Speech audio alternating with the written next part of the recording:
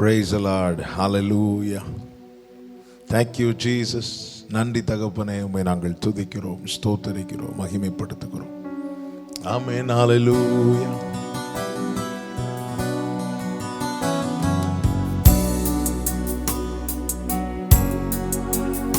Jesus. இயேசுவே உம்மை போலாக வாஞ்சிக்குதே என் உள்ளம். இயேசுவே உம்மை போலாக வாஞ்சிக்குதே என் உள்ளம். என் ஆவி ஆத்மா சரீரம் முற்றும் படைத்துவிட்டே, என்னை ஏற்றுக்கொள்ளும் மையனே. என் ஆவி ஆத்மா சரீரம் முற்றும் படைத்துவிட்டே, என்னை ஏற்றுக்கொள்ளும் மையனே. இயேசுவே உம்மை போலாக வாஞ்சிக்குதே என் உள்ளம். இயேசுவே உம்மை போலாக வாஞ்சிக்குதே என் உள்ளம். பாவம் அறியாது பாவமே செய்யாது பாரினில் ஜீவித்தீரே. பாவம் அறியாது பாவமே செய்யாது பாரினில் ஜீவித்தீரே. பரிசுத்தர் உம்மை போல் ஜீவிக்கவே, பரிசுத்தர் உம்மை போல் ஜீவிக்கவே பலமதை தாருமையா, உந்தன் பலமதை தாருமையா. பலமதை தாருமையா, உந்தன் பலமதை தாருமையா. இயேசுவே உம்மை போலாக வாஞ்சிக்குதே என் உள்ளம். இயேசுவே உம்மை போலாக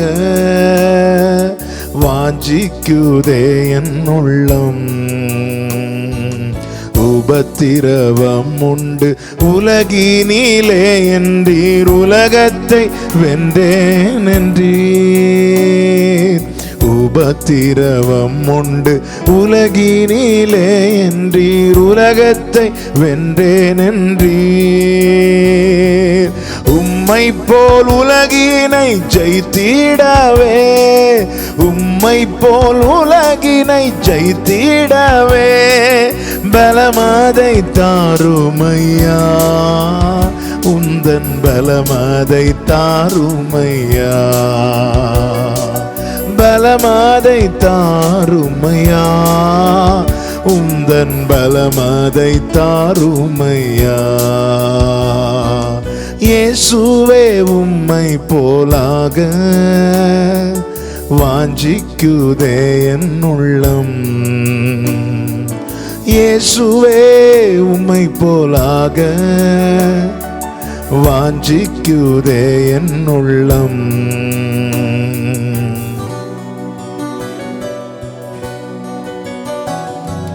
தலை சாய்க்க இடமில்லை, தரணியில் உறவில்லை, நிலையில்லா பூவில் என்றீர்.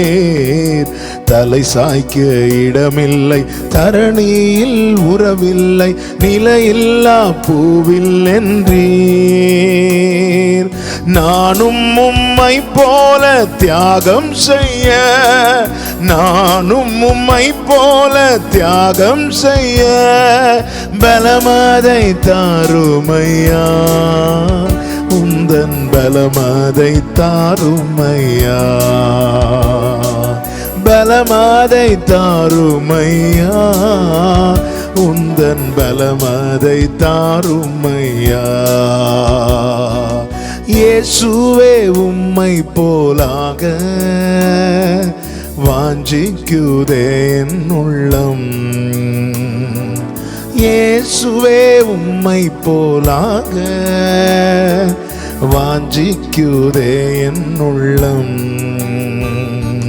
சிலுவை சுமந்தென்றும் என் பின் வராதவன் அல்ல என் சீஷன் என்றீர். சிலுவை சுமந்தென்றும் என் பின் வராதவன் அல்ல என் சீஷன் என்றீர். சித்தப்படி உந்தன் சேவை செய்ய, சித்தப்படி உந்தன் சேவை செய்ய பலமதை தாருமையா, உந்தன் பலமதை தாருமையா, பலமதை தாருமையா, உந்தன் பலமதை தாருமையா. சீயோன் மலையதில் சிறந்தே இலங்கிடும் தேவாட்டு குட்டி நீரே. சீயோன் மலையதில் சிறந்தே இலங்கிடும் தேவாட்டு குட்டி நீரே. சீயோனில் உம்முடன் நான் இருக்க, சீயோனில் உம்முடன் நான் இருக்க உம்மை போல் மாற்றுமையா, என்னை உம்மை போல் மாற்றுமையா, உம்மை போல் மாற்றுமையா, என்னை உம்மை போல் மாற்றுமையா. இயேசுவே உம்மை போலாக வாஞ்சிக்குதே என் உள்ளம். இயேசுவே உம்மை போலாக வாஞ்சிக்குதே என் உள்ளம். என் ஆவி ஆத்மா சரீரம் முற்றும் படைத்து விட்டே, என்னை ஏற்றுக்கொள்ளும் ஐயனே. இயேசுவே உம்மை போலாக வாஞ்சிக்குதே என் உள்ளம். இயேசுவே உம்மை போலாக வாஞ்சிக்குதே என் உள்ளம். கிருபை மிரக்கம் நிறைந்த நல்ல தகப்பனே, நன்றியோடு துதிக்கிறோம். இந்த நல்ல வேளைக்காய் நன்றி செலுத்துகிறோம். உம்மை போல மாற நாங்கள் வாஞ்சிக்கிறோம். எங்களை மாற்றும். இந்த பைபிள் ஸ்டடியை கர்த்தர் பொறுப்படுத்தி நடத்தும். எங்களோடு பேசும், இடைப்படும். இரட்சகர் இயேசு கிறிஸ்துவின் நாமத்தில் பிதாவே, ஆமென், ஆமென். ஹல்லேலூயா. கரங்களை உயர்த்தி ஆண்டவருக்கு மகிமை செலுத்துவோமா? ஹல்லேலூயா. கர்த்தர் நல்லவர், கர்த்தரும் இரட்சகருமாகிய இயேசு கிறிஸ்துவின் நாமத்தினாலே இந்த பைபிள் ஸ்டடியில் இணைந்திருக்கிற ஒவ்வொருவரை வாழ்த்துகிறேன். கர்த்தர் உங்களை ஆசீர்வதிப்பாராக. இந்த வருடம் முழுவதும் கிருபையினால் இந்த பைபிள் ஸ்டடியை கர்த்தர் ஆசீர்வாதமாய் நடத்தி கொண்டு வருகிறார். இந்த கொரிந்தியர் நிருபத்திலிருந்து தியானிக்க கர்த்தர் கிருபை செய்து கொண்டு வருகிறார். அநேக காரியங்களை கர்த்தர் தியானிக்க வைத்தார். கர்த்தர் நல்லவர். கர்த்தருடைய நாமத்துக்கு மகிமை உண்டாவதாக. இந்த வருடத்தின் கடைசி பைபிள் ஸ்டடி இது. கர்த்தருக்கு சித்தமானால் அடுத்த பைபிள் ஸ்டடி புதிய வருடத்திலிருந்து ஜனவரியிலிருந்து ஆரம்பமாகும் என்பதை தெரிவித்துக் கொள்ளுகிறேன். அநேகர் ஆன்லைன் மூலமாக இணைந்து வாஞ்சியோடு கர்த்தருடைய வசனத்தை கேட்பதை பார்த்து அறிந்து நான் கர்த்தரை ஸ்தோத்தரிக்கிறேன். கர்த்தருக்கு மகிமை செலுத்துகிறேன். விருப்பத்தையும் செய்கையும் நம்மில் தேவன் தம்முடைய சித்தத்தின்படி உண்டாக்குகிறார். அவருக்கு எல்லா மகிமையும் கனமும் ஸ்தோத்திரங்களும் எப்பொழுதும் உண்டாவதாக. ஒவ்வொருவரை வாழ்த்துகிறேன். எங்களுக்காக நீங்கள் ஜெபிக்கிறீர்கள். தொடர்ந்து உங்களுடைய ஜெபம் எங்களுக்கு தேவை. நாங்கள் உங்களுக்காய் ஜெபிக்க தேவன் கிருபை செய்வாராக. கர்த்தர் ஆசீர்வதிப்பாராக. ஒவ்வொருவர் மேலும் தேவ கிருபை சமாதானம் தங்குவதாக. நாம் இந்த நாளிலே ஒரு காரியத்தை எடுத்துக்கொள்வோம். 1 கொரிந்தியர் 2வது அதிகாரத்தின் கடைசி வசனம். 1 கொரிந்தியர் 2வது அதிகாரம் அதனுடைய 16வது வசனத்தை வாசிக்க கேட்கலாம். 1 கொரிந்தியர் 2:16. கர்த்தருக்கு போதிக்கத்தக்கதாக அவருடைய சிந்தையை அறிந்தவன் யார்? எங்களுக்கோ கிறிஸ்துவின் சிந்தை உண்டாயிருக்கிறது. Mind of Christ. கிறிஸ்துவின் சிந்தை. பவுல் சொல்லுகிறார், எங்களுக்குள்ள எந்த சிந்தை இருக்கிறது தெரியுமா? கிறிஸ்து இயேசுவுக்குள்ளே என்ன சிந்தை இருந்ததோ, இந்த பூமியிலே மனுஷகுமாரனாய் பிறந்து வாழ்ந்து மரித்து உயிர்த்து பிதாவின் வலது பாரிசத்தில் வீற்றிருக்கிற ஆண்டவராகிய இயேசு கிறிஸ்து இந்த பூமியில மனுஷகுமாரனாய் வாழ்ந்தபோது அவரில் காணப்பட்ட சிந்தை, கிறிஸ்துவில் இருந்த சிந்தை, அது எங்களுக்கு உண்டா இருக்கிறது என்று பவுல் கொரிந்தியருக்கு சொல்லும்போது அந்த வார்த்தையை அழுத்தி சொல்லுகிறார். பிலிப்பியருக்கு சொல்லும் போதும் அதே காரியத்தை சொல்லுகிறார். கிறிஸ்து இயேசுவில் இருந்த சிந்தையே உங்களிலும் இருப்பதாக. அப்போ எங்களுக்கும் உங்களுக்கும் ஒரே சிந்தை இருக்க வேண்டும். என்ன சிந்தை? கிறிஸ்து இயேசுவில் இருந்த சிந்தை, மைண்ட் ஆஃப் கிரைஸ்ட். கிறிஸ்து இயேசுவின் சிந்தை என்று சொல்லும்போது இயேசு ஒரு காரியத்தை எப்படி பார்க்கிறாரோ அவருடைய பாயிண்ட் ஆஃப் வியூவில் இருந்து நம்ம பார்க்கணும். ஒவ்வொன்றையும் அவர் எப்படி பார்த்தார், எப்படி வேல்யூ பண்ணார், எதை விரும்பினார், எதற்கு முக்கியத்துவம் கொடுத்தார், எதை குறித்து பேசினார், எதை செய்ய துடித்தார், இவைகளை குறித்து நமக்குள்ளும் அவர் எப்படி ஒவ்வொன்றை பார்த்தாரோ அப்படியே நாமும் பார்க்க, ஒவ்வொன்றை அவர் எப்படி மதிப்பிட்டாரோ அப்படியே நாமும் மதிப்பிட, ஒவ்வொன்றுக்கும் எதற்கு அவர் முக்கியத்துவம் கொடுத்தாரோ அதற்கு முக்கியத்துவம் கொடுக்க, எதை அவர் கண்டுக்கலையோ நாமும் அதை கண்டுக்காமல் விட, அப்படி கிறிஸ்து இயேசு நமக்கான அடிச்சுவடை வைத்து விட்டு போயிருக்கிறார். அந்த அடிச்சுவடை பின்பற்ற அவரில் இருந்த சிந்தை, மைண்ட் ஆஃப் கிரைஸ்ட், கிறிஸ்து இயேசுவில் இருந்த சிந்தை நமக்கு உண்டாக வேண்டியது அவசியமாக இருக்கிறது. கிறிஸ்துவின் சிந்தையை உடையவன் மாத்திரமே அவருடைய சித்தத்தை அறிந்து கொண்டு அதன்படி செய்ய முடியும். சித்தத்தை அறிந்து அதையே செய்ய கிறிஸ்துவின் சிந்தையை உடையவனாய் இருப்பது மிகவும் அவசியம். நீங்கள் இந்த 2வது அதிகாரத்தில் மேலிருந்து படிக்கும்போது ஒரு காரியத்தை பவுல் அதிகமாய் சொல்லுவார். அதுதான் பரிசுத்த ஆவியானவர். பரிசுத்த ஆவியானவர் ஆவிக்குரியவன், பரிசுத்த ஆவியானவரால் நடத்தப்படுகிறவன், வெளிப்படுத்தப்படுகிறவன், ஆவிக்குரியவன். இப்படி சொல்லிவிட்டு தான் கடைசி சொல்லுகிறார், எங்களுக்கோ கிறிஸ்துவின் சிந்தை உண்டாயிருக்கிறது என்று. பரிசுத்த ஆவியானவரால் முழுவதுமாய் ஆட்கொள்ளப்படுகிறவனில் கிறிஸ்துவின் சிந்தை வெளிப்படும். எனில் நான் அபிஷேகம் பெற்ற பிறகும், நான் அந்நிய பாஷை பேசியும், நான் அபிஷேகம் பெற்ற பிறகும் மாம்ச சிந்தையே என்னில் வெளிப்படுகிறது என்றால், நான் அபிஷேகம் பெறவில்லை என்று அடையாளம் அல்ல. நான் பரிசுத்த ஆவியானவரால் முழுவதும் நடத்தப்பட நான் இன்னும் என்னை விட்டு கொடுக்கவில்லை என்பதுதான் அர்த்தம். பரிசுத்த அபிஷேகத்தை பெற்ற பிறகு என்னில் மாம்ச கிரியை, மாம்ச சிந்தை தேவனுக்கு விரோதமான பகை. மாம்ச சிந்தை என்று வரும்போதே கிறிஸ்துவின் சிந்தைக்கு எதிரானது. கிறிஸ்துவின் சிந்தைக்கு எதிரானவைகள் எல்லாமே மாம்ச சிந்தை. அவைகள் எல்லாமே தேவனுக்கு விரோதமான பகை. அவைகள் ஒன்றும் நம்மை தேவ சித்தத்துக்கு உடன்பட விடாது.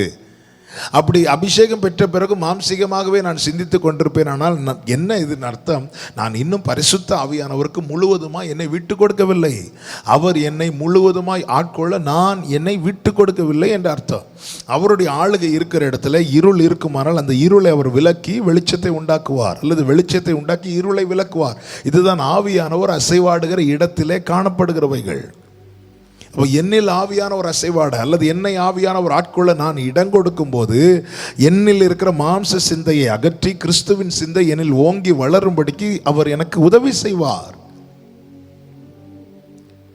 கிறிஸ்துவின் சிந்தை உங்களில் உண்டாயிருப்பதாக, கிறிஸ்துவின் சிந்தை நமக்குள்ளே காணப்படுவதாக. கிறிஸ்து இயேசுவில் இருந்த சிந்தை. பவுல் சொல்லுகிறார், எங்களுக்கோ கிறிஸ்துவின் சிந்தை உண்டாயிருக்கிறது. கிறிஸ்துவின் சிந்தை இன்னது என்பதை அறிய வேண்டுமானால் சுவிசேஷங்களில் சொல்லப்பட்டிருக்கிற, அதாவது ஆண்டவராக இயேசு கிறிஸ்து இந்த பூமியிலே மனுஷகுமாரனாய் வந்து வாழ்ந்த நாட்களில் அவர் எப்படி வாழ்ந்தார், அவருடைய வாழ்க்கையை நாம் அறியும் போது, படிக்கும்போது, அதை நாம் அறிந்து கொள்ளும் போது, படிக்கும்போது கிறிஸ்துவின் சிந்தையை நம்மால் புரிந்து கொள்ள முடியும். அவருடைய பேச்சு, அவர் பேசின காரியங்கள், அவருடைய செயல்கள், அவர் எதற்கு முக்கியத்துவம் கொடுத்தார், 4 சுவிசேஷங்களிலும் படிக்கும்போது இவைகளை நம்மால் கண்டு கொள்ள முடியும். இவைகளை படித்து இதிலே தேர தான் தேவன் வேதாகமத்தை நம்முடைய கையில் கொடுத்திருக்கிறார். நாம் பொதுவாகவே பைபிளில் தேடுவது இன்னைக்கு என்ன வாக்குத்தத்தத்தை தேட தான் அதிகமாக பெரும்பாலானோர் பொதுவாக நம்ம ஆண்டவரே எனக்கு ஏதாவது பயப்படாது கலங்காது இப்படி ஏதாவது ஒரு வார்த்தையை பார்க்கறதுக்காக தான் நம்ம 99% பீப்புள் நம்ம எல்லாரையும் சேர்த்து தான் சொல்கிறேன். கூடுமான வரையில் நம்ம பைபிளை தேடுறதே அப்படிப்பட்டவைகளுக்காக மாத்திரமே பெரும்பாலும் இருக்கிறது. ஆனால் அதையும் தாண்டி இருக்க வேண்டும், அதை ஆராயணும். அப்போ அதை ஆராயும் போது தான் பைபிளில் கிறிஸ்துவனுடைய வாழ்க்கையை அதிகமாக படிக்கணும். நமக்கான அடிச்சுவடை வேற யாருமே வைத்து விட்டு போகல. யார் எனக்கான அடிச்சுவடை வச்சுட்டு போகிறாங்களோ அவங்கள தான் நான் ஃபாலோ பண்ணணும், அவங்கள நான் படிக்கணும், அவங்கள குறித்து நான் நல்லா ஸ்டடி பண்ணியிருக்கணும். பாருங்கள், ஒரு கம்பெனியிலேருந்து ஒரு சீனியர் ஒருத்தங்க ரிட்டையர்ட் ஆகி போகும்போது அந்த ஸ்தானத்தில் அடுத்த ஒருத்தங்க வராங்க. வரும்போது என்ன செய்வாங்க, அந்த கம்பெனியில் என்ன சொல்லுவாங்கன்னா, அந்த சீனியர் அந்த ரிட்டையர்ட் ஆகி போகிறதுக்கு முன்னாடி ஒரு 2 months 3 months அந்த ஸ்தானத்தில் வரக்கூடிய அடுத்த நபர் வருவாங்கள்ல, அவங்களுக்கு ட்ரைனிங் கொடுக்க சொல்லுவாங்க. அப்போ அவங்க கீழே இருக்கணும். ஏன்னா அந்த ஸ்தானத்தில் அடுத்து இவங்க தான் வரப்போகிறாங்க. அப்போ அவங்க கீழே இருந்து அவங்க எப்படி அதை ஹேண்டில் பண்ணாங்க, ஒவ்வொன்றை எப்படி ஹேண்டில் பண்ணாங்க, என்ன பண்ணாங்க, இது எல்லாத்தையும் இருந்து ஸ்டடி பண்ணணும். ஸ்டடி பண்ணும்போது அந்த டைம் வரும்போது இவங்க இருப்பாங்க, ஈஸியாக ஹேண்டில் பண்ண முடியும். எல்லாத்தையும் எப்படி அந்த சீனியர் சக்ஸஸ்ஃபுல்லாக எல்லாம் முடித்து வெளியே வந்தாரோ அதே போல் இவங்களுக்கு செய்ய முடியும். அதுக்கு ஒரு ட்ரைனிங் பீரியட் உண்டு. அதுக்கு என்ன செய்யணும், அந்த சீனியர் பண்ணுறதை பார்த்து அவங்க என்ன பண்ணாங்க, எப்படி அதை ஹேண்டில் பண்ணாங்க, ஒவ்வொன்றையும் எப்படி அணுகுனாங்க, இது எல்லாத்தையும் பார்த்து ஸ்டடி பண்ணணும். அதே போல தான் ஆண்டவராக இயேசு கிறிஸ்துவை குறித்து சொல்லப்பட்டிருக்கிறது. அவர் நமக்கு முன் ஓடினவர். எபிரேயரில் நமக்கு முன் ஓடினவர், நமக்கான அடிச்சோட வைத்து விட்டு போயிருக்கிறார். ஆமென். அவர் வெளிப்பட்டது நிமித்தமாக நாம் பிதாவுக்கு பிள்ளைகளாய் மாற்றப்பட்டிருக்கிறோம். அப்போ எல்லாம் பாருங்க, இன்னைக்கு அவர் முதற் பேரானவர், ஒரே பேரானவர் முதற் பேரானவராய் மாறுகிறார் என்றால் என்னையும் உங்களையும் பிள்ளைகளாக்கி இருக்கிறார். அப்போ நாம் என்ன செய்ய வேண்டும், இனி பிள்ளைகளை போல வாழ வேண்டும், அவரை போல மாற வேண்டும், அவரை போல வாழ வேண்டும், அவரை போல பிதாவுக்கு பிரியமானவைகளை எப்பொழுதும் செய்ய வேண்டும். அவர் என்னென்ன செய்தார் என்பதை நாம் அவரிடத்திலிருந்து தான் கற்றுக்கொள்ள வேண்டும். என்னிடத்தில் வந்து கற்றுக்கொள்ளுங்கள் என்று சொல்லுகிறார். அவரிடத்தில் வந்து கற்றுக்கொள்ளணும். அவரிடத்தில் நாம் பெற்றுக்கொள்ள வருகிறோமே அன்றி கற்றுக்கொள்ள இன்னைக்கு அநேகர் வருகிறதில்லை. நாம் பெற்றுக்கொள்வதற்காக மாத்திரமல்ல இயேசுவினிடத்தில் வர வேண்டியது, கற்றுக்கொள்ள வர வேண்டும். ஆண்டவர் என்ன சொன்னார், என் நுகத்தை ஏற்றுக்கொண்டு என்னிடத்திலே கற்றுக்கொள்ளுங்கள். வருத்தப்பட்டு பாரம் சுமக்கிறவர்கள் நீங்கள் எல்லாரும் என்னிடத்தில் வாருங்கள், என் நுகத்தை ஏற்றுக்கொண்டு என்னிடத்தில் கற்றுக்கொள்ளுங்கள். கற்றுக்கொள்ளணும். கற்றுக்கொள்ள நாம் கிறிஸ்துவை அறிகிற அறிவிலே வளரணும். அவருடைய வாழ்க்கையை நம்ம படிக்கணும். அவர் விட்டு சென்ற அடிச்சுவடுகளை நம்ம பார்க்கணும். இவைகளை ஆராயும் போது, இவைகளை தியானிக்கும் போது அவர் என்ன ஒவ்வொரு காரியத்தில் அவருடைய பார்வை எப்படிப்பட்டதா இருந்தது அவர் பார்க்கிறபடி நம்ம பார்க்கணுங்க. உங்களை மாதிரி நாம் பார்க்கணும். உங்களை மாதிரி நான் எதுக்கு முக்கியத்துவம் கொடுக்கணுமோ அதுக்கு முக்கியத்துவம் கொடுக்கணும். எதுக்கு முக்கியத்துவம் கொடுக்க கூடாதோ அதுக்கு நான் முக்கியத்துவம் கொடுக்க கூடாது. எதை செய்ய நீர் துடித்தீரோ அதை செய்ய நான் துடிக்கணும். எதற்காக உம்முடைய உள்ளம் ஏங்கினதோ அதற்காக என் உள்ளம் ஏங்க வேண்டும். இப்படிப்பட்ட அனுபவம் உண்டாக நமக்குள்ள கிறிஸ்துவின் சிந்தை உண்டாக வேண்டியது அவசியமாயிருக்கிறது. கிறிஸ்துவின் சிந்தை, கிறிஸ்துவின் சிந்தை, அதை நாம் அறிந்து கொள்ள வேண்டுமானால் இயேசு கிறிஸ்துவின் வாழ்க்கையிலிருந்து ஒரு சில எல்லாம் பேச நேரம் இல்லை, இருந்தாலும் ஒரு சில காரியங்களை ஆமென். என்ன கிறிஸ்துவின் சிந்தை, அவருடைய மைண்ட் எப்படிப்பட்டதா இருந்துச்சு, ஒரு சில காரியங்களை நான் சொல்லி நான் ஜெபிக்க விரும்புகிறேன். பவுல் சொல்லுகிறார், எங்களுக்கோ கிறிஸ்துவின் சிந்தை உண்டா இருக்கிறது. அப்படின்னா மனுஷகுமாரனாய் கிறிஸ்து பூமியில் வாழ்ந்தபோது அவர் என்னென்ன அவர் வெளிப்பட்டாரோ செய்தாரோ அந்த காரியங்களை அப்போஸ்தலர்களும் செய்யும்படிக்கு தங்களை விட்டு கொடுத்தார்கள். அப்போ இயேசு கிறிஸ்து பார்த்த பிரகாரமாய் பவுலும் பார்க்க ஆரம்பிக்கிறான். அதனால துணிந்து தைரியமா சொல்லுகிறான், எங்களுக்கு கிறிஸ்துவின் சிந்தை இருக்கு. உங்களை மாதிரி எங்களால் பார்க்க முடியாது, உங்களை மாதிரி எங்களால் செய்ய முடியாது. அவர் எப்படி பார்க்குறாரோ அப்படிதான். இந்த கொரிந்து சபை பவுலால் உருவாக்கப்பட்ட சபை. ஆனால் பவுலுக்கு ரொம்ப வேதனை உண்டாக்குகிற நிறைய காரியங்கள் செய்து விட்டார்கள். அதில் நிறைய குரூப் பிரிஞ்சுட்டாங்க. ஒரு கூட்டத்தார் பவுலை சேர்ந்தவங்க, அவங்க பவுலுக்கு ஃபேவராக நிற்கிறாங்க. இன்னொரு கூட்டத்தார், இன்னும் பல கூட்டத்தார் அங்கே பிரிஞ்சுட்டாங்க. அவங்க எல்லாருமே பவுலுக்கு அகெயின்ஸ்ட். பவுலால் அப்போ பவுல் உண்மையில் என்ன செய்யணும் அப்படின்னா, சரிப்பா உங்களுக்கு போய் சுவிசேஷத்தை சொன்ன பாருன்னு சொல்லிட்டு வந்து மாம்சீகமானா அதுக்கப்புறம் பேசாமல் இருந்திருக்கணும். ஆனால் பவுல் தன் பலவீனத்திலும் திரும்ப திரும்ப அவங்களுக்கு நிருபத்தை எழுதுகிறான். காரணம் என்ன தெரியுமா? காரணம் ஒன்றுதான், கிறிஸ்துவின் சிந்தை இருந்தபடினாலே. கிறிஸ்துவின் சிந்தை இருந்தபடினாலே. என கேட்கிற அன்பு சகோதரா சகோதரி, நமக்குள்ள எந்த சிந்தை இருக்கிறது? கிறிஸ்துவின் சிந்தை என்ன? கிறிஸ்துவின் சிந்தை என்ன? ஒரு சில காரியங்களை நான் ஆண்டவராகிய இயேசு கிறிஸ்து இந்த பூமியிலே மனுஷகுமாரனாய் வாழ்ந்த நாட்களிலே அவர் வெளிப்படுத்தின காரியங்களை உங்கள் முன்பாக வைத்து அதை நான் சொல்லி நான் ஜெபிக்க விரும்புகிறேன். கிறிஸ்துவின் சிந்தை என்ன?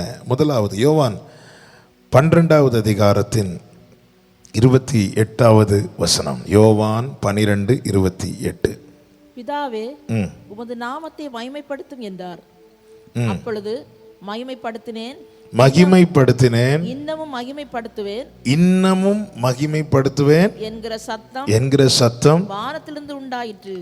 கிறிஸ்து இயேசுவில் இருந்த சிந்தைகளில் பிரதானமானவைகளில் ஒன்று என்ன தெரியுமா? பிதா மகிமைப்படணும். அவ்வளவுதான். அவருக்கு மகிமை. நீங்க இயேசு கிறிஸ்து அவர் எந்த ஒரு அற்புதம் செய்யும் போதானாலும் சரி, எந்த ஒரு காரியமானாலும் சரி, அவருடைய எது செய்தாலும் அதனுடைய மகிமை பிதாவுக்கு போனோம். சங்கீதக்காரன் சொல்லுகிறான் அல்லவா, எங்களுக்கு அல்ல கர்த்தாவே, எங்களுக்கு அல்ல, உம்முடைய நாமத்திற்கே மகிமை வர பண்ணும்.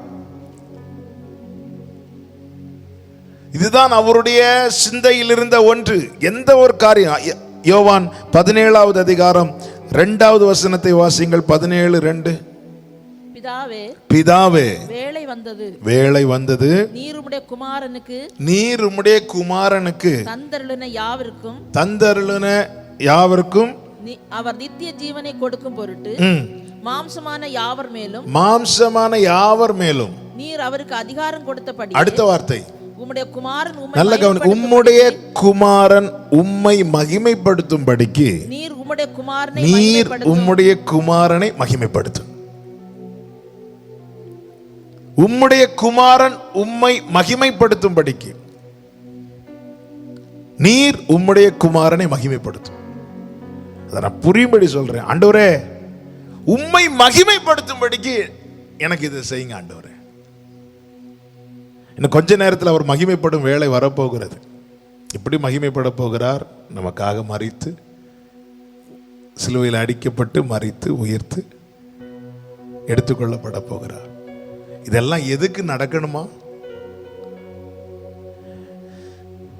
எல்லாரும் அவரையே உயர்த்த, அவர் நாமத்தையே தொழுது கொள்ள, அவரால் என்று வேறு ஒருவராலும் ரட்சிப்பு இல்லை என்கிற நிலையிலே அவருக்கு பிதாவானவர் எல்லா அதிகாரத்தையும் எல்லாவற்றையும் தந்தருள போகிறார், எல்லாவற்றையும் கொடுக்க போகிறார்.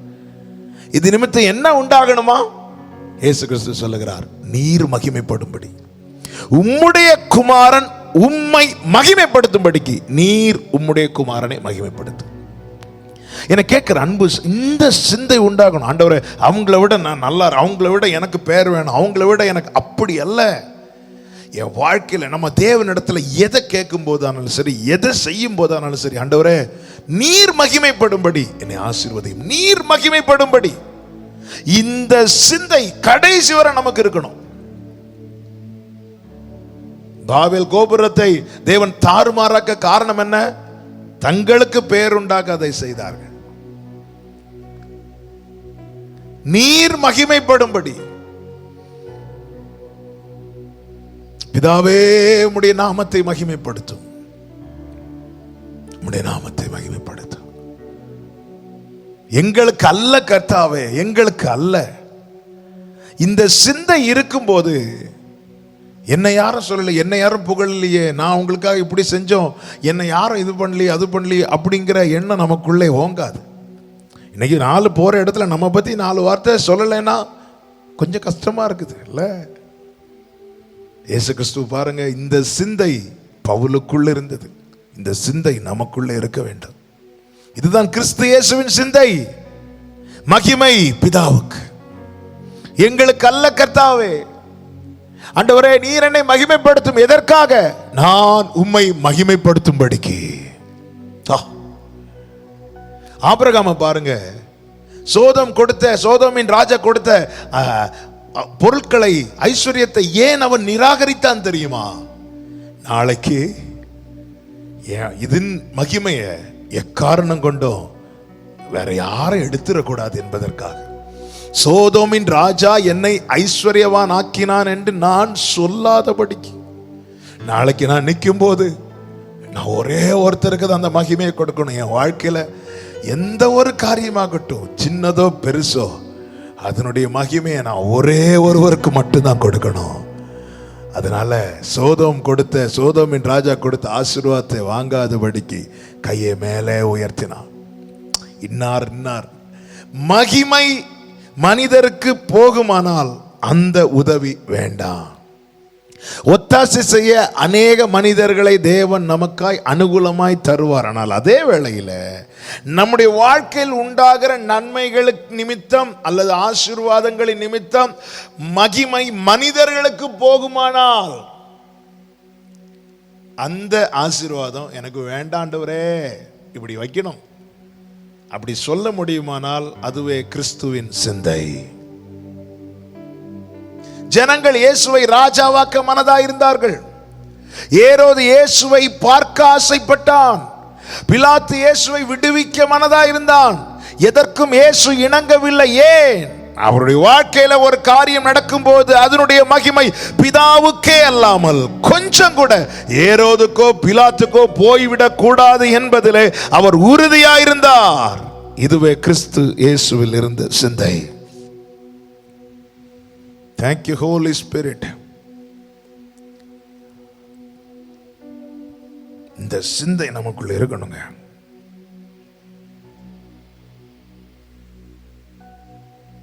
எனவே எல்லாவற்றுக்கும் நாமக்காரனராய் கிறிஸ்துவை கர்த்தர் உயர்த்தினார். தேவன் பிதாவாகிய தேவன் தம்முடைய ஒரே பேரான குமாரனை உயர்த்தினார். அவரை தொழுது கொண்டார். ரட்சிப்பு இயேசு இல்லாமல் எதுவுமே இல்லைங்கிற நிலைக்கு இயேசு கிறிஸ்து மகிமைப்படுத்தப்பட்டார். பிதாவுக்கு சமமாய், பிதாவின் அருகில்.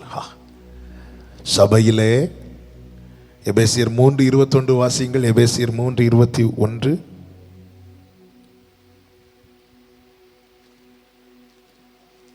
சபையிலே கிறிஸ்து இயேசு மூலமாய் தலைமுறை தலைமுறைக்கும் சதா காலங்களிலும் மகிமை உண்டாவதாக. பாருங்கள், அப்போ நம்ம கிறிஸ்துவுக்கு எவ்வளவு மகிமை செலுத்துகிறோமோ அந்த மகிமை எல்லாம் பிதாவுக்கு போகுது. கிறிஸ்து இயேசு மூலமா. எனவேதான் இயேசு என்கிற நாமமே அல்லாமல் வேறொரு நாமம் இந்த பூமியிலே கொடுக்கப்படவில்லை. இயேசுவை, பிதாவுக்கு மகிமையை செலுத்த விரும்புகிறவர்கள் இயேசுவை மகிமைப்படுத்தணும், இயேசுவை ஆராதிக்கணும், இயேசுவை உயர்த்தணும். அவரே போற்றப்படத்தக்கவர். நாம இயேசுவுக்கு ஆராதனை செலுத்த செலுத்த, மகிமை செலுத்த செலுத்த அந்த மகிமை அனைத்தும் அவர் மூலமாய் பிதாவுக்கு போய் சேருகிறது. அப்போ இயேசுவை ஆராதிக்கிற ஆராதனையே அர்த்தமுள்ள, புத்தி உள்ள ஆராதனை, அங்கீகரிக்கப்படத்தக்க ஆராதனை. ஆண்டவராக இயேசு கிறிஸ்து என்ன சொல்லுகிறார் சீஷர்களிடத்துல?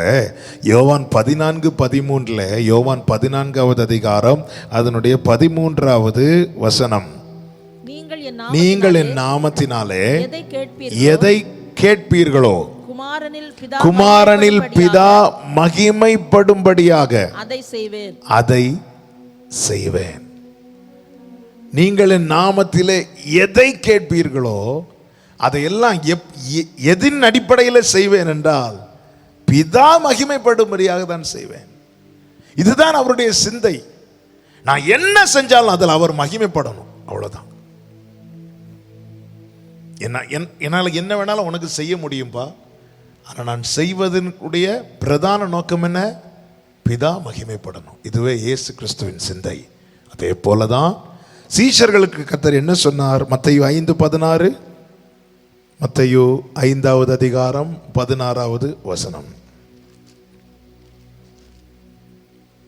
இவ்விதமாய் மனுஷர் உங்கள் நற்கிரியைகளை கண்டு பரலோகத்தில் இருக்கிற உங்கள் பிதாவை மகிமைப்படுத்தும்படி உங்கள் வெளிச்சம் அவர்கள் முன்பாக பிரகாசிக்க கடவுது. அவர் எதை செய்தாலும் பிதா மகிமைப்படும் பொருட்டு செய்வார். அதே காரியத்தை சீஷர்களுக்கு ஊட்டுகிறார். நீங்க என்ன செஞ்சாலும் பிதாவை பார்க்கிறவர்கள் மகிமைப்படுத்தும்படியாய் உங்கள் வெளிச்சம் பிரகாசிக்கணும். வெளிச்சம் பிரகாசிக்கணும்னா பிதாவுக்கு மகிமையை சேர்க்காத எந்த ஒரு அந்தகார கிரியைகளுக்கு, கனியற்ற அந்தரங்க பாவங்களுக்கு நீங்கள் உடன்படக்கூடாது. பிதாவுக்கு மகிமையை செலுத்தாத எந்த காரியத்தை நீங்கள் செய்யக்கூடாது. அப்படி செய்வோமானால் அது கிறிஸ்துவின் சிந்தை அல்லது மாம்ச சிந்தை. கிறிஸ்து இயேசுவில் இருந்த சிந்தை என்ன? எதை செய்தாலும் பிதா மகிமைப்படும் பொருட்டே செய்வார். அப்ப எங்களுக்கோ கிறிஸ்துவின் சிந்தை உண்டாயிருக்கிறது என்று பவுல் சொல்லும் போது அங்கு என்ன வெளிப்படுத்தப்படுகிறது? ஆமே, நாங்கள் எங்களுக்கல்ல, எங்களுக்கு மகிமை உண்டாக, எங்களுக்கு பெயர் உண்டாக எதுவும் செய்கிறதில்லை. அவருடைய நாமம் மகிமைப்படவே எல்லாவற்றையும் செய்கிறோம். பாருங்கள், பவுலையும் பர்னபாவையும் அப்போஸ்தலர் 14வது அதிகாரத்தில் நீங்க பாத்தீங்கன்னா,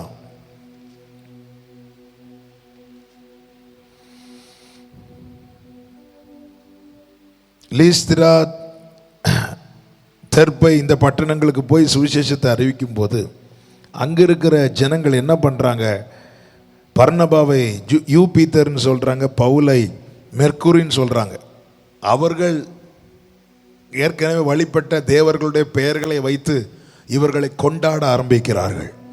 இதை அறிந்ததும் 14வது வசனத்தை வாசியுங்கள். அப்போஸ்தலர் 14:14. அப்போஸ்தலராகிய பர்னபாவும் பவுலும் அதை கேட்டபொழுது தங்கள் வஸ்திரங்களை கிழித்துக்கொண்டு கூட்டத்துக்குள்ளே ஓடி உரத்த சத்தமாய், மனுஷரே ஏன் இப்படி செய்கிறீர்கள்? நாங்களும் உங்களைப் போல பாடுள்ள மனுஷர் தானே. நீங்கள் இந்த வீணான தேவர்களை விட்டு வானத்தையும் பூமியையும் சமுத்திரத்தையும் அவைகளில் உள்ள யாவற்றையும் உண்டாக்கின ஜீவனுள்ள தேவனிடத்திற்கு திரும்ப வேண்டும் என்று உங்களுக்கு பிரசங்கிக்கிறோம்.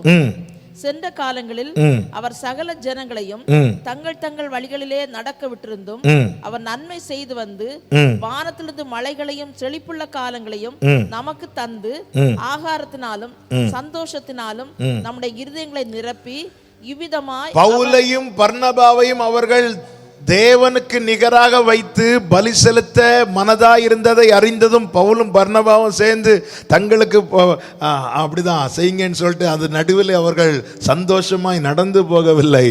அவர்கள் தங்கள் வஸ்திரங்களை கிழித்து அழுது உரத்த சத்தமிட்டு கதறி சொல்றாங்க, நாங்களும் உங்களை மாதிரி பாடுள்ள மனுஷங்க தான்ப்பா. இதன் அடையாளம் என்ன? இதன் அர்த்தம் என்ன? ஆமென். ஒரு சின்ன பர்சன்ட் கூட அந்த கிரெடிட்டை நாங்க எடுத்துடவே கூடாது. அந்த மகிமை முழுவதும் தேவனுக்கு மாத்திரமே செல்ல வேண்டும் என்பதில் உறுதியாயிருந்தான் அப்போஸ்தலனாகிய பவுல். அதுதான் எங்களுக்கோ கிறிஸ்துவின் சிந்தை உண்டாயிருக்கிறது.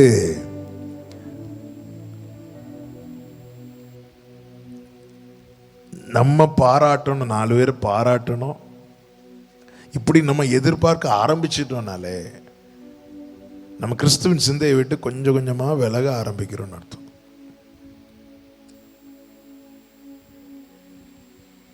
ஹல்லேலூயா. கொஞ்சம் கூட பவுல் வஸ்திரத்தை கிழிச்சிட்டார். ஏன்னா இந்த பகுதியெல்லாம் படிக்கும்போது ரொம்ப அழகையா வரும். ஏன்னா பவுல் சரீரம் முழுவதும் பலவீனம்ல. பவுலில் வெளிப்பட்டதோ தேவ வல்லமை, தேவ பலம் வெளிப்பட்டதை ஜனங்கள் பார்த்து பிரமித்து தான் அவர்களை தேவனுக்கு துல்லியமாய் ஆராதிக்க ஆரம்பிக்கிறார்கள். உடனே பவுல் என்ன செய்கிறான்? வஸ்திரத்தை கிழித்து தன் பலவீனத்தை காட்டி கொடுக்கிறான். இங்க பார், நானும் உன்ன மாதிரி பலவீனம் உள்ள. நம்மில் வெளிப்படுகிற தேவ வல்லமையும் தேவ கிருபையும் தேவ ஞானமும் அவைகளுக்குரிய எல்லா மகிமையும் அவருக்கு மட்டும்தான் போகணுமே தவிர கொஞ்சம் கூட எடுத்துடவே கூடாது. எனவே தான் சீஷர்கள்ட்ட ஆண்டவர் தெளிவாக சொன்னார், நீங்கள் ஊழியத்துக்கெல்லாம் போயிட்டு வரும்போது நிறைய காரியம் செய்யலாம், செஞ்சுட்டு வரும்போது என்ன சொல்லணும் தெரியுமா? அப்பிரயோஜனமான ஊழியக்காரன், நான் அப்பிரயோஜனமானவன், எதற்குமே உதவா என்னையும் கண்டெடுத்தா, இயேசுவின் அன்பை நான் என்ன சொல்லுவேன்? அப்பிரயோஜனமானவன். ஆமென், ஹல்லேலூயா. அப்பிரயோஜனமான ஊழியக்காரன். கொஞ்சம் கூட எந்த ஒரு காரியம் ஆகட்டும், வேலையில் நீங்கள் நல்லா செய்கிறீங்களா, நல்லா உழைக்கிறீங்களா, எனக்கு பலன் இருக்கு நான் உழைக்கிறேன்னு ஒரு நாளும் சொல்லாதீங்க. உபாகமம்ல அதான் ஆண்டவர் இஸ்ரவேலருக்கு சொல்லும் போது ஒரு காரியத்தை சொல்லுவார். உபாகமம் 8வது அதிகாரத்தில் அதனுடைய 17 முதல் பாருங்கள். என் சாமர்த்தியமும் என் கைபலனும் இந்த ஐஸ்வர்யத்தை எனக்கு சம்பாதித்தது என்று நீ உன் இருதயத்தில் சொல்லிக் கொள்ளாமல் இருக்க எச்சரிக்கையாயிரு. 18வது வசனம், உன் தேவனாகிய கர்த்தரை நினைப்பாயாக. அப்போ ஒரு பலன் உங்களில் வெளிப்படுகிறது என்றாலே உடனே நம்ம பரவாயில்ல என்கிட்ட இது இருக்குதே அப்படின்னு உடனே கர்த்தரை நினைக்கணும். அவரால் தான், அவரே உன் பிதாக்களுக்கு ஆணையிட்டு கொடுத்த தம்முடைய உடன்படிக்கையை உறுதிப்படுத்தும்படி இந்நாளில் உனக்கு உண்டாயிருக்கிறது போல ஐஸ்வர்யத்தை சம்பாதிக்கிறதற்கான பலனை உனக்கு கொடுக்கிறவர். அவர்தான் உனக்கு பலன் தருகிறார். சோர்ந்து போகிறவனுக்கு பலத்தையும் சத்துவம் இல்லாதவனுக்கு சத்துவத்தையும் பெருக பண்ணுகிறார். அப்படி இருக்க நம்மில் வெளிப்படுகிற காரியங்களுக்குரிய மகிமையை கர்த்தருக்கு மாத்திரமே செலுத்தணும். கர்த்தருக்கே அதை செலுத்த வேண்டும். இதுவே கிறிஸ்து இயேசுவில் இருந்த சிந்தை. இந்த சிந்தை பவுலுக்குள்ள இருந்தபடியினாலே அவன் கொஞ்சம் கூட, அப்போ கிறிஸ்து இயேசுவில் இருக்கிற சிந்தை என்னில் காணப்பட நான் என்ன செய்ய வேண்டும்? என்னில் வெளிப்படுகிற நன்மையான காரியங்களுக்குரிய எந்த ஒரு மகிமையும் எந்த ஒரு கிரெடிட்டும் நான் கொஞ்சம் கூட எடுக்காதபடிக்கு ஜாக்கிரதையா இருக்கணும். ஜீசஸ் எப்படி உங்களால் இதெல்லாம் முடியுதுன்னு கேட்டவள், அவரால் முடியுதுன்னு உடனே சொல்லணும். அந்த இடத்துல அது நான் அப்படி ஜெபம் பண்ணேன், இப்படி பண்ணேன், அப்படி பண்ணேன்னு சொல்லிட்டு ஆண்டவர் எனக்கு கிருபை செய்தார் அப்படி சொல்லிட்டு கொஞ்சம் பட்டும் படாம பேச இல்ல. அடுத்த செகண்ட் அவரை முன்னிறுத்திடணும். அந்த மகிமையை நம்ம கொஞ்சம் கூட எடுக்கக்கூடாது. அப்படி கொஞ்சம் எடுக்க ஆரம்பிச்சிட்டோம்னாலே நம்ம அந்த கிறிஸ்துவின் சிந்தையை விட்டு நம்ம விலக ஆரம்பிக்கிறோம்னு அர்த்தம். அப்போ எங்களுக்கும் இந்த கிறிஸ்துவின் சிந்தை உண்டாயிருக்க வேண்டுமே. அதுக்கு என்ன செய்ய வேண்டும்? அதுக்கு நீங்க செய்ய வேண்டிய முதல் காரியம் இதுதான். அது ஊழிய பாதை ஆகட்டும், நீங்கள் உழைக்கிற மற்ற வேலைகளாகட்டும், எதுவாகட்டும், உங்களில் ஒன்று ஒரு நன்மையான காரியம் வெளிப்படுகிறது என்றாலே அதற்குரிய கிரெடிட், அதற்குரிய மகிமையை கொஞ்சமும் குறைக்காம பங்கு போடாம முதலாவது நான் ஆண்டவருக்கு நன்றி செலுத்துகிறேன், இரண்டாவது நான் இவருக்கு நன்றி செலுத்துகிறேன், மூன்றாவது நான் அவருக்குன்னு சொல்லிட்டு அநேகர் எல்லாருக்கும் நன்றி செலுத்தணும். உதவுகிற எல்லாருக்கும் தேங்க் பண்ணணும். ஆனால் மகிமையை கர்த்தருக்கு மட்டும்தான் கொடுக்கணும். மகிமையை கர்த்தருக்கு மட்டும்தான் கொடுக்கணும். மகிமை நான் என் நாமத்துக்குரிய மகிமையை நான் வேற ஒருவருக்கும் கொடுக்க மாட்டேன்னு சொன்னார். மகிமையை பங்கு போடாதீங்க. கர்த்தர் நிறைய பேரை கண்ணில் தயவு பாராட்டும்படி கிருபை செய்வார். உடனே அவங்க கிட்ட போய் நின்றுட்டு நீங்க மட்டும் இல்லைன்னா அப்படி சொல்லிட்டீங்கனாலே மகிமையை அங்கே கொடுத்துட்டீங்கன்னு அர்த்தம். கர்த்தருக்குரிய மகிமையை கொடுத்துட்டீங்கன்னு அர்த்தம். நாளைக்கு அவங்கள வச்சே டிலே பண்ண வைப்பார்.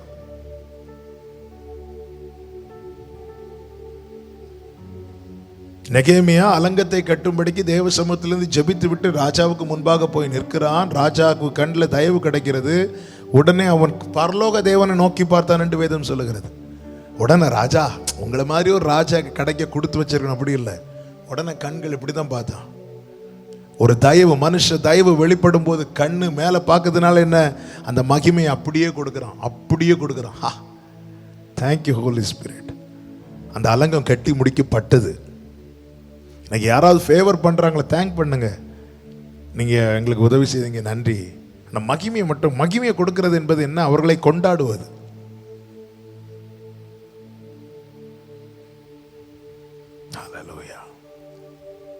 இங்கே பவுலையும் பர்னபாவையும் கொண்டாட ஆரம்பிக்கிறார்கள், அவர்களுக்கு பலி செலுத்த ஆரம்பிக்கிறார்கள்.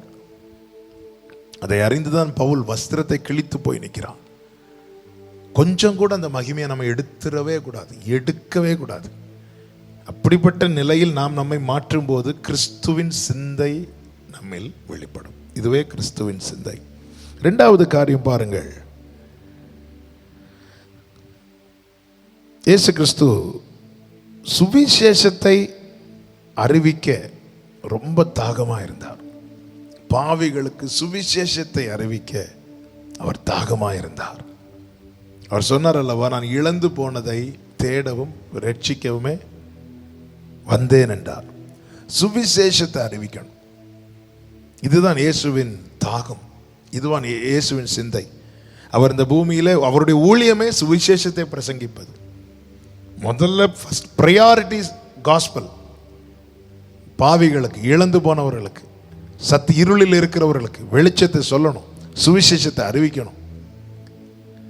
ஏசாயா 61:1 தான் இயேசு கிறிஸ்துவை குறித்த ஒரு தீர்க்க தரிசனம். கர்த்தருடைய ஆவியானவர் என்மேல் இருக்கிறார், சிறுமைப்பட்டவர்களுக்கு சுவிசேஷத்தை அறிவிக்க. இதே தீர்க்க தரிசன வார்த்தையை ஆண்டவராக இயேசு கிறிஸ்து இந்த பூமியில் வந்தபோது அவர் ஒரு தேவாலயத்திலிருந்து பிரசங்கிக்கும் போது லூக்கா 4:18 தேவாலயத்திலிருந்து ஏசாயா நிருபத்தை திறந்து இதே பகுதியை வாசித்து விட்டு சொன்னார், இந்த வேத வாக்கியங்கள் உங்கள் கண்கள் காண இன்று நிறைவேறிற்று என்று. மத்தேயு 4:23 வசனத்தை பார்க்கும்போது தெரியும், அவர் கலிலேயா எங்கும் சுற்றி நடந்து சுவிசேஷத்தை பிரசங்கித்தார். மத்தேயு 9:35 வசனம், சகல பட்டணங்கள் கிராமங்கள் தோறும் சுவிசேஷத்தை பிரசங்கித்தார். அப்ப சுவிசேஷம் அறிவிப்பது இது அவருடைய ஒரு தாகம். அவர் மைண்ட் ஃபுல்லா ஜனங்களுக்கு காஸ்பல் எப்படியாவது சொல்லணும், சுவிசேஷத்தை சொல்லணும். இது கிறிஸ்துவின் சிந்தை. இதே சிந்தை பவுல் சொல்லுகிறான், எங்களுக்கோ கிறிஸ்துவின் சிந்தை உண்டாயிருக்கிறது. அதன் அடையாளம் என்ன? அவன் எங்கும் போய் சுவிசேஷத்தை சொல்லுகிறான். அப்போஸ்தலர்கள், பரிசுத்தவான்கள், சீஷர்கள் எங்கும் சுற்றி திரிந்து சுவிசேஷத்தை பிரசங்கித்தார்கள் என்று அப்போஸ்தலர் 8:4 சொல்லப்பட்டிருக்கிறது.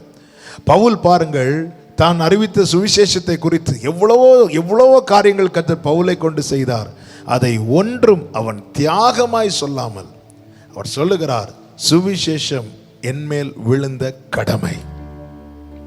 அது என்மேல் விழுந்த கடமை, என் மேல விழுந்த கடமை. நான் சுவிசேஷம் அறிவியாது இருந்தால் எனக்கு ஐயோ, நான் சுவிசேஷம் அறிவிக்கிறதுனால எனக்கு ஆசீர்வாதம், எனக்கு அப்படி இப்படி, அது ஒரு புறம் இருக்க, அதை விட பிரதானம் என்ன, நான் அறிவிக்காம இருந்தா எனக்கு ஐயோ. அப்ப கிறிஸ்துவின் சிந்தை ஒருவனுக்குள்ளே வெளிப்பட அவன் சுவிசேஷம் அறிவிக்க ஏங்கணும். சுவிசேஷம் யாருக்காவது சொல்லணும், யாருக்காவது ஆண்டவரை பத்தி சொல்லணும். இது தாகமா இருக்கணுங்க. பாருங்க, இந்த யோவான் சுவிசேஷம் 4வது அதிகாரத்துல இயேசு கிறிஸ்து சமாரியா அந்த ஒரு கிணற்றண்டையில நிற்கிறார். அப்பொழுது ஒரு ஸ்திரீ அங்கே வருகிறாள். சீஷர்கள் போஜனம் வாங்கும்படி புறப்பட்டு செல்லுகிறார்கள். இயேசு தனித்து இருக்கிறார்.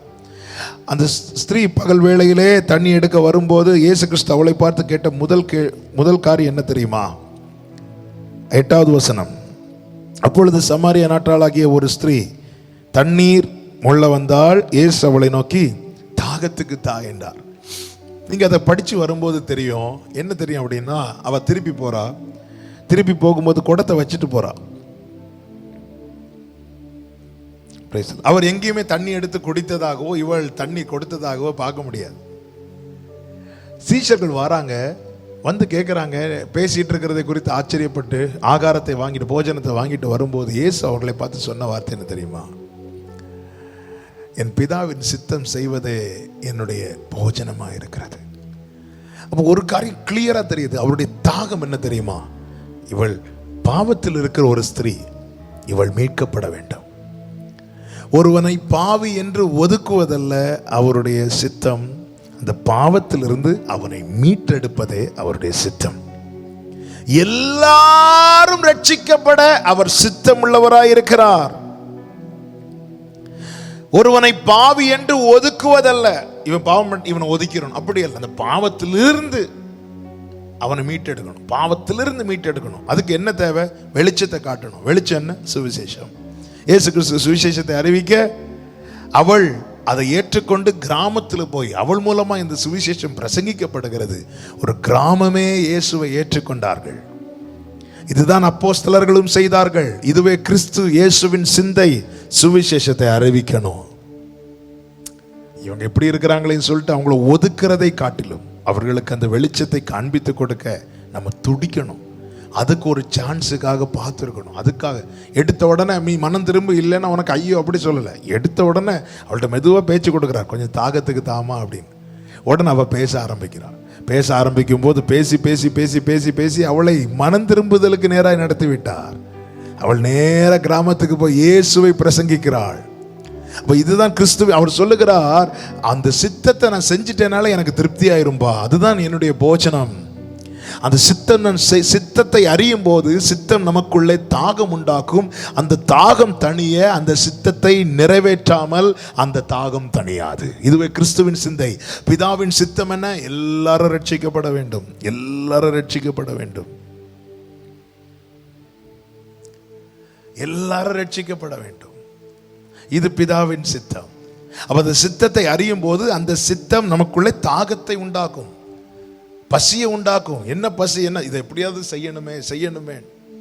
அப்போ ஒருத்தங்களுக்கு அந்த சுவிசேஷத்தை சொல்லும் போது அந்த சித்தத்தை செய்கிறது நிமித்தம் அந்த தாகம் தணிகிறது, அந்த போஜனத்தை உட்கொள்ளுகிறோம், நமக்கு நிறைவு உண்டாகிறது.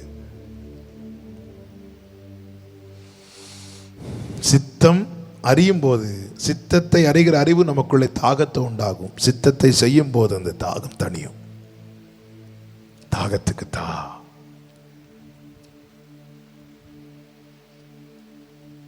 இதுவே கிறிஸ்துவின் சிந்தை. இதுவே அப்போஸ்தலர்களிலும் காணப்பட்டது. பவுல் அதை தான் சொல்லுகிறான், நான் சுவிசேஷம் அறிவியாமல் இருந்தால் எனக்கு ஐயோ. கிறிஸ்துவின் சிந்தை என்ன? சுவிசேஷம் அறிவிக்கணும். எங்களுக்கோ கிறிஸ்துவின் சிந்தை உண்டாயிருக்கிறது என்று பவுல் சொல்லும் போது அது வெறும் வாக்கல்ல. பவுல் மூலமாய் இயேசுவை ஏற்றுக்கொண்டவர்கள் எத்தனை பேர் கடைசி மட்டும் சுவிசேஷத்தை பிரசங்கித்துக் கொண்டே இருந்தார். சிறையில் அடைக்கப்பட்ட போதும் சபையை பலப்படுத்த நிருபங்களை எழுதி கொண்டே இருந்தார். காரணம், கிறிஸ்துவின் சிந்தை உண்டாயிருந்தபடியினாலே. மூன்றாவது கிறிஸ்துவின் சிந்தை என்ன? பிலிப்பியர் 2வது அதிகாரம் 5 முதல். பிலிப்பியர் 2வது அதிகாரம் 5 முதல். Thank you, Holy Spirit. கிறிஸ்து இயேசுவில் இருந்த சிந்தையே உங்களிலும் இருக்க கடவது. கிறிஸ்து இயேசுவில் இருந்த சிந்தை என்ன? அவர் தேவனுடைய ரூபமாய் இருந்தும் தேவனுக்கு சமமாய் இருப்பதை கொள்ளையாடின பொருளாய் எண்ணாமல் தம்மை தாமே வெறுமையாக்கி அடிமையின் ரூபம் எடுத்து மனுஷர் சாயலானார். அவர் மனுஷ ரூபமாய் காணப்பட்டு மரண பரியந்தம், அதாவது சிலுவையின் மரண பரியந்தம் கீழ்ப்படிந்தவராகி தம்மை தாமே தாழ்த்தினார். கிறிஸ்துவின் சிந்தை என்ன? தாழ்மையும் கீழ்ப்படிதலும் ஆரம்பம் முதல் கடைசி மட்டும் இருந்தது. தாழ்மையும் கீழ்ப்படிதலும் ஆரம்பம் முதல் கடைசி மட்டும். மனுஷகுமாரனாய் வெளிப்பட்ட கிறிஸ்துவனிடத்திலே இவைகள் கடைசி மட்டும், அதாவது அவருடைய மரண பரியந்தம் காணப்பட்டது. ஏதோ ஒரு சூழ்நிலையில தாழ்த்திட்டு இன்னொரு சூழ்நிலையில மேட்டுமையாக்கி அப்படி கிடையாது. வேதத்தில் அநேகரை குறித்து எழுதப்பட்டிருக்கிறது. அநேகருடைய வாழ்க்கையை நீங்க பார்க்கும்போது ஒரு சிச்சுவேஷன்ல தங்களை தாழ்த்தி இருப்பார்கள், இன்னொரு சிச்சுவேஷன்ல அவங்க மனமேட்டுமையானதெல்லாம் பார்க்க முடியும். ஆனால் கிறிஸ்துவின் அடிச்சுவடு என்பது, கிறிஸ்துவின் வாழ்க்கை என்பது இந்த தாழ்மையும் கீழ்ப்படிதலும் கடைசி மட்டும், கடைசி மட்டும். அவர் மன்னாதி மன்னன் அல்லவா? மண்ணினால உருவாக்கப்பட்ட மனுஷன் அவரை நிந்திக்கும் போது அமைதியா இருக்கிறார். என்ன, நான் யாருன்னு தெரியுமா? பேசல, அமைதியா இருக்கிறார். ஏன்னா பிதாவின் சித்தத்தை நிறைவேற்ற கீழ்ப்படியணுமே. அப்போ நல்ல கவனிங்க, தாழ்மை எந்த மட்டும் நம்ம வெளிப்படுகிறதோ அந்த மட்டும் நம்ம கீழ்ப்படிதல் வெளிப்படும். இது நான் செய்யணுமான்னு நினைக்க ஆரம்பிக்கிறேன். இதையே நான் செய்யணும், நான் எதுக்கு இப்படி செய்யணும், இப்படி நம்ம நினைக்க ஆரம்பிச்சிட்டோம்னாலே நம்முடைய தாழ்மை அடி வாங்குது. பெருமை வர ஆரம்பிக்குது. நான் எதுக்கு இதை செய்யணும்? இயேசு கிறிஸ்து நான் எதுக்கு கால் கழுவணும்? பேதுரு நீங்க மாறி மாறி கால் கழுவுங்க சொல்ல வேண்டியது தானே? இல்லை, அங்கே தாழ்மை வெளிப்படுத்தி சொல்லுகிறார், இதே மாதிரி நீங்களும் செய்யுங்கப்பா. தேவாலயத்தில் வந்து அவர் சுத்தம் பண்ணுகிறார். எல்லாத்தையும் தேவையில்லாததில் தேவாலயத்தை பார்த்ததும் அவருக்கு உடனே அதை கிளீன் பண்ணணும். எங்க போனாலும் சரி அவர் முதல்ல நிற்கிறார். ஒரு குஷ்டரோகி வந்து நிற்கிறான் பாருங்க, பேதுரு அவன் கையை பிடி அவனை தொடு சொன்னாரா? எல்லாருக்கும் வரங்களை கொடுக்கிறார்ல, எல்லாருக்கும் வரங்களை கொடுக்கிறார். பேதுருவை வச்சு குணமாக்க வேண்டியது தானே, யோவானை வச்சு குணமாக்க வேண்டியது தானே? இல்ல, நேர போய் அவர் தொடுகிறார். என ரொம்ப சிந்திக்க வைத்த பகுதி அது. யோவான் 8வது அதிகாரம். அதே 8வது அதிகாரத்தில் அடுத்தடுத்து 2 அற்புதங்கள் நடக்குது. ஒரு அற்புதம் 100க்கு அதிபதி வீட்டில் இருக்கிற வேலைக்காரனை சுகப்படுத்துகிறார். இன்னொரு அற்புதம் குஷ்டரோகியை சுத்தமாக்குகிறார். வேலைக்காரன் எப்படி சுகமாக்குறார்? அவன் இருக்கிற இடத்துக்கு அவர் போகவே இல்லை. அவர் இருக்கிற இடத்துல இருந்து ஒரே ஒரு வார்த்தையை சொன்னார், அவன் சுகமாகிட்டான். அதே போல இந்த குஷ்டரோகி ஆண்டவர் சுகமாக்க வேண்டியதானே? தூரத்துல இருந்து வரும்போதே தெரியாதா குஷ்டரோகி ஒருவன் வருகிறான் என்று? குஷ்டரோகியை பக்கத்திலே வர விட மாட்டாங்களே இந்த காலத்துல. அப்ப தூரத்திலிருந்தே வார்த்தை அனுப்பி தொட்டு சுகமாக்கி இருக்கலாம்ல ஆண்டவருக்கு. ஏன் அது செய்யல? ஆனா எப்படி சுகமாக்கினார்? நீ போ பிழைப்பாயாக அப்படி சொல்லி சுகமாக்க வேண்டியதானே? இல்லை, அவனுக்கு தேவை சுகத்தை விட அவனுக்கு தேவை ஒரு ஆதரவு. முதல்ல போய் தொட்டுட்டார், அவனை தொட்டுட்டார். இதுதாங்க என் ஆண்டவர்.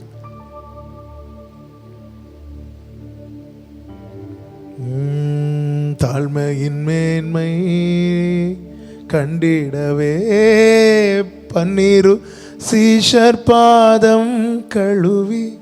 அவர் தாழ்மை கீழ்ப்படிதல் அவரில் கடைசி மட்டும் இருந்தது. பவுல் சொல்லுகிறான், எங்களுக்கோ கிறிஸ்துவின் சிந்தை உண்டாயிருக்கிறது. அதன் அடையாளம் கொரிந்தியருக்கு எழுதும் போது அவன் சொன்ன ஒரு வார்த்தையை நம்மால் பார்க்க முடியும். 1 கொரிந்தியர் 15வது அதிகாரத்தின் 9-10 வசனங்கள். 1 கொரிந்தியர் 15வது அதிகாரம் 9-10 வசனங்கள்.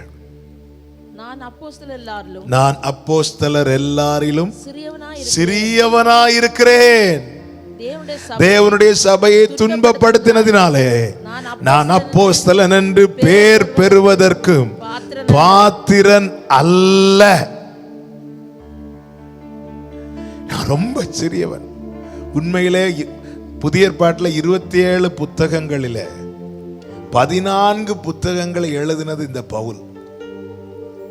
பேதுரு 2 நிருபம் தான் எழுதினார். யோவான் ஒரு சுவிசேஷம், வெளிப்படுத்தின விசேஷமும் 3 நிருபங்கள் எழுதினார். மீதி எல்லாரும் 1-2 அப்படிதான். ஆனால் இந்த பவுல் 14 நிருபங்களை எழுதிட்டு சொல்றாரு, நான் அப்போஸ்தலர் எல்லாரிலும் சிறியவனா இருக்கிறேன். நான் அப்போஸ்தலன் என்று பெயர் பெறுவதற்கு பாத்திரன் அல்ல. ஆகிலும் நான் இருக்கிறது தேவ கிருபையினால் இருக்கிறேன். அவர் எனக்கு அருளிய கிருபை விருதாவாக இருக்கவில்லை. அவர்கள் எல்லாரிலும் அதிகமாய் பிரயாசப்பட்டேன். ஆகிலும் நான் அல்ல, என்னுடனே இருக்கிற தேவ கிருபையை அப்படி செய்தது. தாழ்மை உள்ளவர்களுக்கு அவர் என்ன செய்கிறார்? கிருபை அளிக்கிறார். இந்த தாழ்மை என்பது நம்முடைய வாழ்க்கையின் ஒரு பகுதியாக அல்ல. நம் வாழும் மட்டும் தாழ்மையும் கீழ்ப்படிதலும் கடைசி வரை தொடர்ந்து கொண்டே இருக்கணும். இதுதான் கிறிஸ்துவின் சிந்தை. இதுவே பவுலில் வெளிப்பட்டது. எனவே பவுல் சொல்லுகிறான், எங்களுக்கோ கிறிஸ்துவின் சிந்தை உண்டாயிருக்கிறது. அடுத்த ஒரு காரியம் பாருங்க, அவருடைய அடுத்த சிந்தை என்ன? மத்தேயு 9:36. அவர் கம்பேஷனட் ஹார்ட், அவருடைய ஹார்ட் உருகுகிற இருதயம், இரக்கமுள்ள இருதயம். அவர் திரளான ஜனங்களை கண்ட பொழுது அவர்கள் மேய்ப்பன் இல்லாத ஆடுகளைப் போல தொய்ந்து போனவர்களும் சிதறடிக்கப்பட்டவர்களுமாய் இருந்தபடியினால் அவர்கள் மேல மனதுருகினாராம். அவருடைய இருதயம் என்பது என்ன? ஜனங்கள் வழிமாறி போகிற, அலைந்து திரிகிற ஜனங்களை பார்த்து மனதுருகும் இருதயம், ஆத்துமாக்களுக்காக மனதுருகுகிற இருதயம், ஆத்துமாக்களை குறித்த பாரம். இது கிறிஸ்துவின் சிந்தை. பவுல் கொலோசியருக்கு எழுதும்போது சொல்லுகிறான், கொலோசியர் 4வது அதிகாரம் 4வது வசனம், திருவசனம் செல்லும்படியான வாசலை தேவன் திறந்தருளும்படி எங்களுக்காக வேண்டிக் கொள்ளுங்கள்.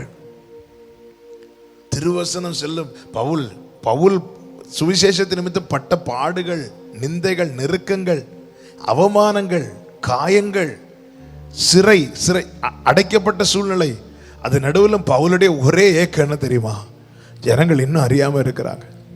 என் சுய ஜனம் அறியவில்லை, எத்தனையோ ஜனங்கள் அறியவில்லை.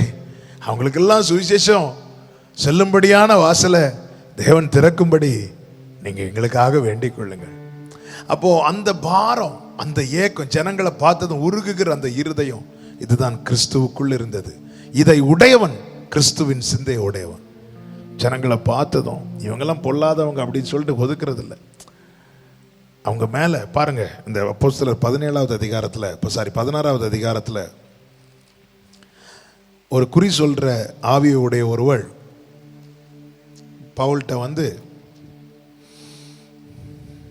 ஜெபிக்க போகும்போது 16வது அதிகாரம் 16 முதல், நாங்கள் ஜெபம் பண்ணுகிற இடத்துக்கு போகையில் குறி சொல்லுகிற ஏவுகிற ஆவியை கொண்டிருந்து குறி சொல்லுகிறதுனாலே தன் எஜமான்களுக்கு மிகுந்த ஆதாயத்தை உண்டாக்கி, ஒரு பெண் எங்களுக்கு எதிர்பட்டால் அவள் பவுலையும் எங்களையும் பின்தொடர்ந்து வந்து, இந்த மனுஷர் உன்னதமான தேவனுடைய ஊழியக்காரர், ரட்சிப்பின் வழியை நமக்கு அறிவிக்கிறவர்கள் என்று சத்தமிட்டாள். 18வது வசனம், இப்படி அநேக நாள் செய்து கொண்டு வந்தால் பவுல் சினம் கொண்டு திரும்பி பார்த்து, நீ இவளை விட்டு புறப்படும்படி இயேசு கிறிஸ்துவின் நாமத்தினாலே உனக்கு கட்டளையிடுகிறேன் என்று அந்த ஆவியுடனே சொன்னான். அப்போ இங்கே பவுல் கோபப்படுறது அவ மேலே இல்லை, அவளை திசை திரும்ப பண்ணி, அவளை பாதையை விட்டு திருப்பி, அவளை தன் கையில் எடுத்து அவளை அழித்து கொண்டிருக்கிற அந்த பொல்லாத ஆவிக்கு மேலே தான் பவுல் கோபப்பட்டான். அப்போ இந்த இடத்துல தன்னுடைய காரியத்தை எப்படி வெளிப்படுத்துகிறான்? உண்மையிலே அவளுக்கு அங்கே ஒரு விடுதலை வேணும்னு பவுல் விரும்புகிறான். பவுல் அவளுக்கு ஒரு விடுதலை வேணும். இந்த ஆவியினால அவள் குறி சொல்லுகிற ஆவியினாலே அவள் அலைக்கழிக்கப்படுறான். அவ மேல கோவப்படல பவுல், அவன் மேல அவனுக்கு மனதுருக்கம் இருந்ததுனால தான். அவன் மேல அவனுக்கு கோபம் இருந்திருக்கும்னா அந்த ஆவி அவன் வெளியேற கட்டளையிட்டு இருக்க மாட்டார். பவுல் கட்டளையிட்டு இருக்க மாட்டான். அவ பாட்டுக்கு போயிருப்பான், நீ எந்தாக்களையும் போ, நீ இதால சாகணும். இல்ல, இயேசுக்குள்ள இருந்த இருதயம் அவனுக்குள்ள இருந்துச்சு. இயேசுவின் சிந்தை இருந்ததுனால அவளுக்கு ஒரு விடுதலை வேண்டும் என்பதற்காக அவளை ஆட்டி படைத்துக் கொண்டிருந்த ஆவி மேல சினம் கொண்டு அதை கட்டளையிட்டு விரட்டினான். கிறிஸ்துவின் சிந்தை, எங்களுக்கோ கிறிஸ்துவின் சிந்தை உண்டாயிருக்கிறது. Thank you Holy Spirit. ஐந்தாவதாக, சித்தத்துக்கு ஆண்டவராகிய இயேசு கிறிஸ்து பூரணமாய் விட்டு கொடுத்தார். லூக்கா சுவிசேஷம் 22வது அதிகாரத்தின் 42வது வசனத்தை வாசியுங்கள்.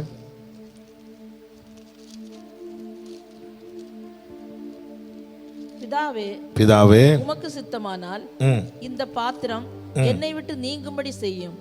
ஆயினும் என்னுடைய சித்தத்தின்படி அல்ல, உம்முடைய சித்தத்தின்படியே ஆக கடவது என்று ஜெபம் பண்ணினார். சித்தத்துக்கு இங்கே இன்னும் கொஞ்ச நேரத்தில் கிறிஸ்துவை பிடிக்க போறாங்க, அவரை அடிக்க போறாங்க. அவரை ரொம்ப ஒரு வேதனையான பாதை இப்போ இன்னும் கொஞ்ச நேரத்தில் கடக்க வேண்டிய சூழ்நிலை.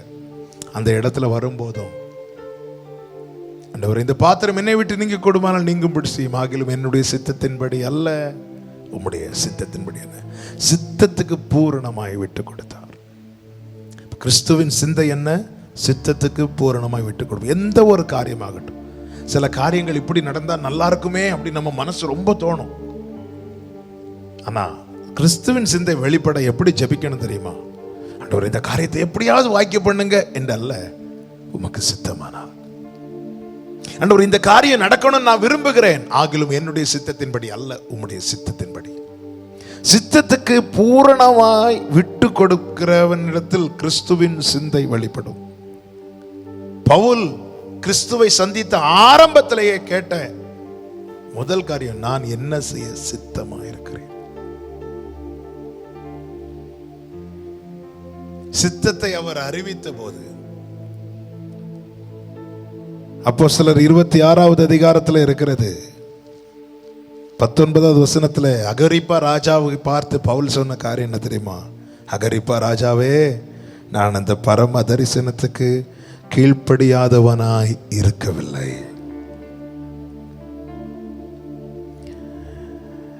அப்போஸ்தலர் 20வது அதிகாரத்தில் பவுல் சொல்லுகிற வார்த்தையை கேளுங்கள். 22 முதல், இப்பொழுதும் நான் ஆவியிலே கட்டுண்டவனாய் எருசலேமுக்கு போகிறேன். அங்கே எனக்கு நேரிடும் காரியங்களை நான் அறியேன். கட்டுகளும் உபத்திரவங்களும் எனக்கு வைத்திருக்கிறதென்று பரிசுத்த ஆவியானவர் பட்டணந்தோறும் தெரிவிக்கிறதை மாத்திரம் அறிந்திருக்கிறேன்.